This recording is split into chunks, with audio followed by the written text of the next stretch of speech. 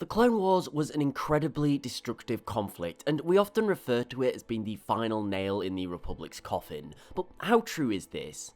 It may seem strange that a 3-year conflict, with just over 6 million clones fighting and a ton of droids, could destroy a democracy over a millennia years old. But how destructive was the Clone Wars, and why would this galaxy-wide conflict result in no winners, but only mutual destruction for all parties involved? Now, although we don't know how many battle droids served in the Confederacy, we know that only around 6 million clones were ever produced, and this seems insane considering this is barely the population of even smaller planets.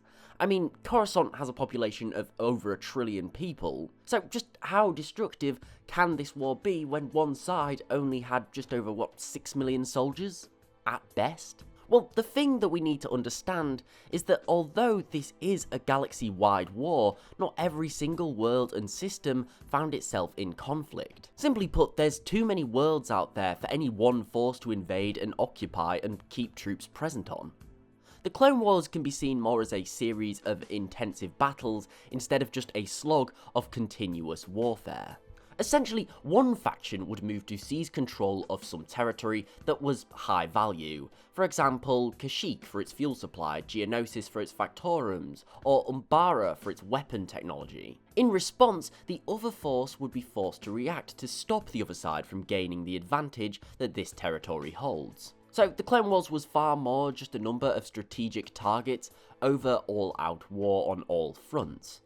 It is important to note that on a lot of other worlds there was minor conflicts between the world's citizens, some Republic loyalists and some separatists. However, for either side to commit troops or send large amounts of military aid there would need to be some level of importance. It would need to hold strategic resources, or something that would help the larger war effort. For example, a world like Tatooine has very little strategic importance to anyone, and although you can almost guarantee that there were factions on Tatooine, some pro-Republic and some pro-separatist, the world itself didn't mean enough for any of the two factions to be overtly involved. Now, the problem with this kind of strategically placed war is that all of the fighting and therefore all of the damage only really happens on worlds of importance. And as I previously said, in the Star Wars galaxy, like many other sci-fi universes, worlds are highly codependent, and they're very compartmentalized. So you may live on a world that produces grain to be used for food, and that's more or less it. That's your chief and only real export. However, another world may produce fuel and metals, and that's its key resource, and that's its main contributing factor to that entire world or system's GDP. Now, the war was basically fought over these key resources, and the end result of this is that it doesn't really matter who wins. Strategically important worlds that contributed huge amounts to not only that world and system's GDP, but also just to the galaxies overall, were basically financially crippled. Your shipyards, your fuel refineries, factories, you were having millions of soldiers fighting heavily in these particular areas, bombs been dropped, and so on. You effectively are destroying the galaxy's means to make money, and that money is needed to support governments, particularly ones like the Republic. Now, you may be thinking, well, surely, for example, the Republic could just rebuild, and although this is generally the actions of every government post-war, the Republic couldn't.